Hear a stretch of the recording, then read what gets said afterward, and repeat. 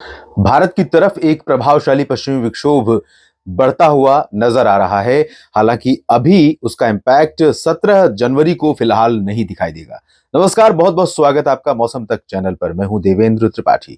दोस्तों, एक वीडियो मैंने किया था डब्ल्यूडी के ऊपर जिसमें बात की थी नॉर्थ अटलांटिक ओसिलेशन की। जो जब पॉजिटिव फेज में होता है तो भारत में डब्ल्यूडी की फ्रीक्वेंसी बढ़ जाती है और डब्ल्यूडी का जो इंटेंस इम्पैक्ट है वो भी बढ़ जाता है। और यही चीज हमने देखी और अब भी देखने को मिलेंगी आने वाले समय में।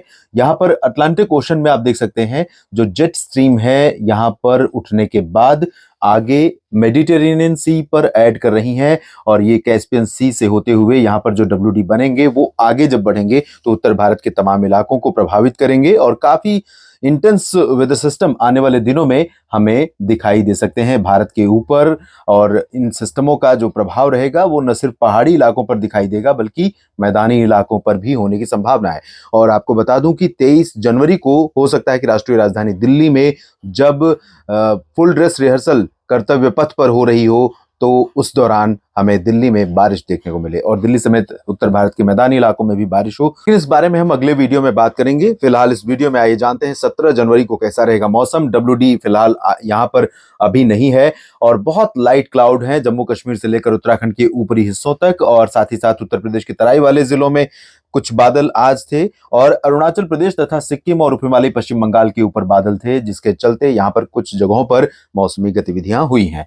इसके साथ दक्षिण भारत के क्षेत्रों पर भी बादल पहुंच रहे हैं लेकिन इनका बहुत ज्यादा इम्पैक्ट नहीं है।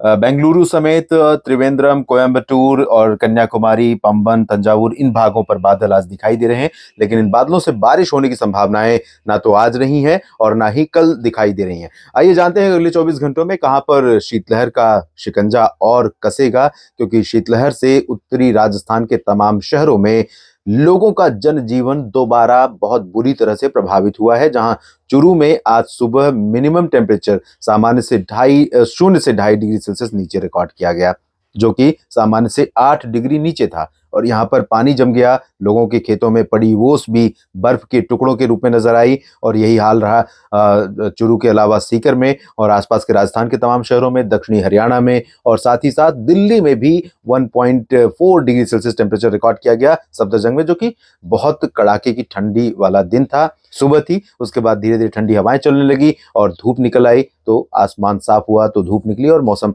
बेहतर हो गया।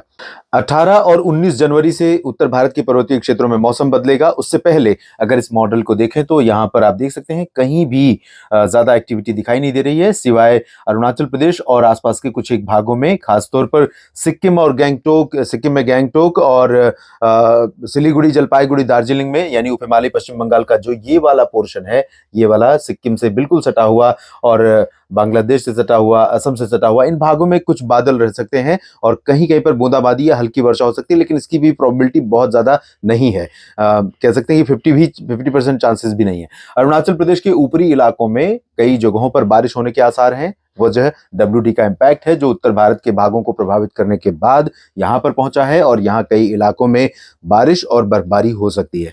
बादल थोड़े बहुत आपको असम में दिखाई दे सकते हैं और साथ ही साथ मेघालय तथा नागालैंड में भी दिख सकते हैं, लेकिन यहां पर बारिश नहीं होगी और मणिपुर, मिजोरम, त्रिपुरा में भी बारिश के चांसेस नहीं दिखाई दे रहे हैं। इसके अलावा अगर हम बात करें पश्चिम बंगाल, बिहार, झारखंड और आसपास के हिस्सों की, तो यहाँ पर दक्षिणी जो पश्चिम बंगाल का गंगी क्षेत्र का जो तटवर्ती रीजन है, इन हिस्सों में कहीं कहीं पर दीघा और सुंदरबन डेल्टा का जो रीजन है उन भागों पर बादल आ सकते हैं और यहाँ पर एक सर्कुलेशन सा है लोअर ट्रोपोस्फियर में, बहुत प्रभावशाली नहीं है, थोड़ा सा इंपैक्ट डाल सकता है। हो सकता है कुछ बादल यहाँ रहे तो उनसे बूंदाबांदी या हल्की वर्षा हो जाए और इसी तरह के चांसेस थोड़े से केंदुझार, कटक, पारादीप और पुरी समेत आसपास के इलाकों में देखने को मिल सकते हैं, लेकिन बहुत अच्छी उम्मीदें, बहुत ज्यादा उम्मीदें यहाँ पर भी नहीं है। यानी कि उत्तर पूर्वी ओडिशा के कुछ भागों में इस तरह की गतिविधियां हो सकती हैं, बाकी जगहों पर ओडिशा में भी क्लियर और ड्राई वेदर रहेगा। बात पूर्वी भारत के बाकी हिस्सों की करें तो झारखंड और बिहार के क्षेत्रों पर ठंडी ठंडी हवाएं चल रही हैं और इन हवाओं का असर आपको 17 जनवरी को भी दिखाई देगा। बादल नहीं रहेंगे, जो बादल थे, मॉइस्चर था जिसकी वजह से धूप कम थी, वो अब साफ हो जाएगा। थोड़ा सा कोहरा सुबह के समय हो सकता है, लेकिन बहुत डेंस फॉग के चांस नहीं है। मॉइस्चर बहुत ज्यादा नहीं है लोअर लेवल पर, सरफेस लेवल पर, यानी सतह पर मॉइस्चर ज्यादा नहीं है। जो सुबह ओस पड़ती है वही मॉइस्चर होता है। तो जो ओस पड़ती है वो फिलहाल कोहरे के रूप में परिवर्तित नहीं होती, बल्कि एटमॉस्फेयर में अगर एडिशनल मॉइस्चर एडेड है, यानी हवाओं के जरिए अगर मॉइस्चर पहुंचा है या पहले बारिश हुई है और यहाँ पर मॉइस्चर है, हवा में नमी बनी हुई है, तो वो और टेम्परेचर गिरता है और हवा की स्पीड कम रहती है, आसमान साफ रहता है, तब फॉग फॉर्मेशन होने लगता है और घना कोहरा उस दौरान तभी बनता है। तो यहाँ पर ऐसी कंडीशन नहीं है। इस वजह से यहाँ पर सुबह के समय बहुत अधिक चांसेस कोहरे के नहीं है, लेकिन दिन में और रात में सर्दी काफी अच्छी खासी रहने वाली है। टेम्परेचर में गिरावट होगी यहाँ पर पूरे रीजन में, इंक्लूडिंग पश्चिम बंगाल के गंगेय शहरों में भी, और कोलकाता में भी तापमान में गिरावट हो सकती है। भले ही 1 या 2 डिग्री सेल्सियस हो, लेकिन गिरावट होगी। रांची, जमशेदपुर, देवघर और दुमका, डाल्टनगंज समेत जो झारखंड का ये हिस्सा है, पूरा हिस्सा, और बिहार के तमाम इलाकों में तापमान में गिरावट होने के चांसेस है। तो मौसम काफी ठंडा रहेगा, लेकिन मौसम डिस्टर्ब नहीं करेगा। यानी रात की सर्दी के बाद दिन में ठंडी हवाओं के बीच तेज धूप, ब्राइट सनशाइन रहेगी, जिसकी वजह से मौसम कंपैरेटिवली कंफर्टेबल रहेगा। इसी तरह से अगर हम बात करें मध्य भारत के बाकी हिस्सों की, तो यहाँ पर छत्तीसगढ़ में हवाओं का रुख अभी मध्य छत्तीसगढ़, रायपुर से लेकर अंबिकापुर के बीच में उत्तरी पश्चिमी दिशा की हवाओं का रहेगा। सिमिलरली पूर्वी मध्य प्रदेश में और उत्तरी पश्चिमी मध्य प्रदेश के तमाम इलाकों में। तो इन ठंडी हवाओं का इम्पैक्ट यहाँ पर रहने के चलते यहाँ पर भी मिनिमम टेम्परेचर में गिरावट हो रही है और आने वाले समय में भी गिरावट होने के चांसेस हैं। यानी 17 जनवरी को थोड़ा सा और नीचे जा सकता है तापमान, 1 डिग्री तक नीचे जा सकता है। रीवा, सीधी, सिगरौली, उमरिया, सागर, सतना, पन्ना, खजुराहो में गिर सकता है तापमान। ग्वालियर, गुना और आसपास के भागों में, गुना और ग्वालियर में तो हो सकता है कि तापमान सामान्य से कम 2-3 डिग्री नीचे पहुंच जाए, और कल 2 डिग्री 3 डिग्री तक इसमें गिरावट यहाँ पर हो सकती है, कंटिन्यू उत्तर पश्चिमी ठंडी हवाओं के चलते। भोपाल में भी मौसम ठंडा रहेगा, इंदौर, उज्जैन में भी ठंडा रहेगा। खरगोन, बैतूल, छिंदवाड़ा, होशंगाबाद में भी तापमान में गिरावट हुई है और थोड़ी बहुत गिरावट हो सकती है, लेकिन ज्यादा असर दक्षिणी शहरों में नहीं होगा। महाराष्ट्र में फिलहाल विदर्भ, मराठवाड़ा, मध्य महाराष्ट्र और दक्षिणी कोंकण गोवा के ज्यादातर इलाकों में कोई चेंज नहीं है वेदर में। हवाएं कभी बंगाल की खाड़ी की पहुंच रही हैं तो कभी अरेबियन सी की। उत्तर पश्चिमी इलाकों में ये जो रीजन है, उत्तरी कोंकण गोवा और उत्तरी मध्य महाराष्ट्र का, यहाँ पर गुजरात के रास्ते थोड़ी सी हवाओं का असर है, सरफेस विंड का, जो ठंडी है और जो पहाड़ों से होकर आ रही है। तो यहाँ पर जब ठंडी हवाएं पहुंचती हैं तो थोड़ा टेम्परेचर में गिरावट होती है और टेम्परेचर यहाँ पर ऑलरेडी नीचे चल रहे हैं। मुंबई में भी तापमान गिरा हुआ है, तो मुंबई, पुणे, नासिक और नंदुरबार, धुले, जलगांव, दहानू, ये जो रीजन है, अहमदनगर और संभाजीनगर, ये वाला जो हिस्सा है, इन भागों में तापमान में गिरावट हुई है। अच्छी सर्दी यहाँ पर पड़ रही है comparative other portion of Maharashtra. Gujarat के शहरों की अगर बात करें तो गुजरात की कच्छ और सौराष्ट्र में कड़ाके की ठंड पड़ रही है।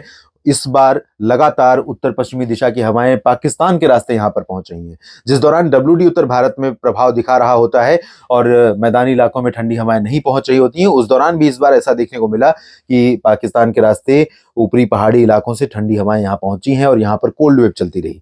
तो ये कंडीशन यहां पर बनी हुई है और अभी भी है, और अगले 24 घंटों के दौरान ही नहीं बल्कि उसके बाद भी यहां पर ठंडी हवाओं का असर रहेगा। अहमदाबाद, वडोदरा से लेकर सूरत तक भी तापमान में गिरावट होने की संभावना नजर आ रही है।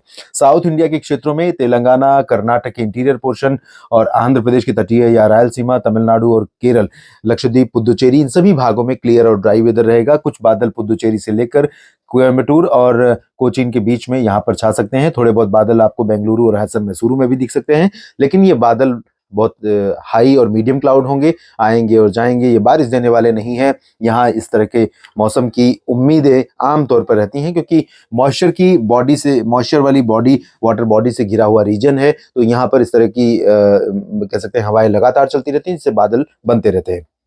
बात करते हैं उत्तर भारत की। पहाड़ों पर डब्ल्यूडी नहीं है और ना ही अगले 24 घंटों के दौरान यहाँ पर बादल होंगे, ना बर्फबारी होगी, ना बारिश होगी। तो क्लियर और ड्राई वेदर रहेगा थ्रू आउट गिलगित बाल्टिस्तान से लेकर लद्दाख के बीच में और जम्मू कश्मीर से लेकर हिमाचल प्रदेश तथा उत्तराखंड के बीच में। इन सभी भागों में कोल्ड वेव जैसी कंडीशन रहेगी। मिनिमम टेम्परेचर में गिरावट यहाँ पर भी हुई है, लेकिन यहाँ पंजाब, हरियाणा और राजस्थान के उत्तरी शहरों, दिल्ली, वेस्ट यूपी, ये जो रीजन है, इन भागों में कड़ाके की सर्दी पड़ रही है, खासतौर पर रात और सुबह के समय। दिन में तो अच्छी धूप खिल रही है और अच्छी धूप की वजह से जो मैक्सिमम टेम्परेचर है वो यहाँ पर बढ़ा हुआ है, बढ़ा हुआ नहीं है, सामान्य के करीब है।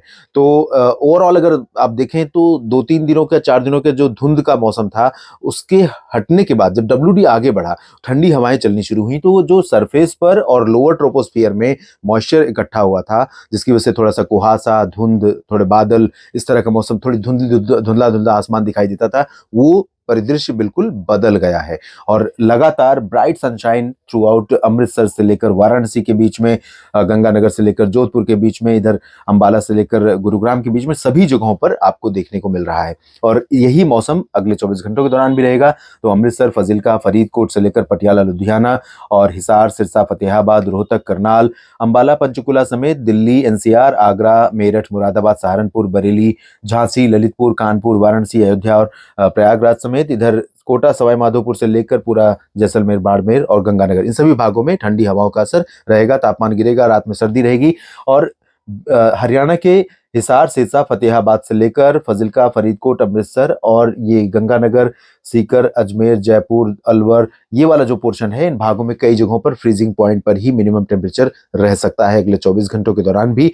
तो जमाव बिंदु पर रहने की वजह से कड़ाके की सर्दी यहाँ पर लगातार जारी रहेगी। उसके बाद 18 को जब डब्ल्यूडी यहाँ पर पहुंचेगा, तब ठंडी हवाओं की रफ्तार में ब्रेक लगेगी, डायरेक्शन चेंज होगा, टेम्परेचर बढ़ जाएंगे, राहत मिलेगी शीतलहर से, और उसके बाद पहाड़ों पर फिर से एक बार बर्फबारी का दौर शुरू होगा और एक के बाद एक 2 डब्ल्यूडी आएंगे जो काफी इंपैक्ट डालेंगे। बात करेंगे अगले वीडियोस में। बने रहिएगा मौसम तक चैनल के साथ। साथ ही साथ दोस्तों, न्यूज मीडिया मंच का चैनल भी सब्सक्राइब करें, जिसका लिंक इस वीडियो के डिस्क्रिप्शन में और कमेंट बॉक्स में मैं डालता हूं रोज। आपसे अपील है उसे भी सब्सक्राइब करें और सपोर्ट भी करें। धन्यवाद।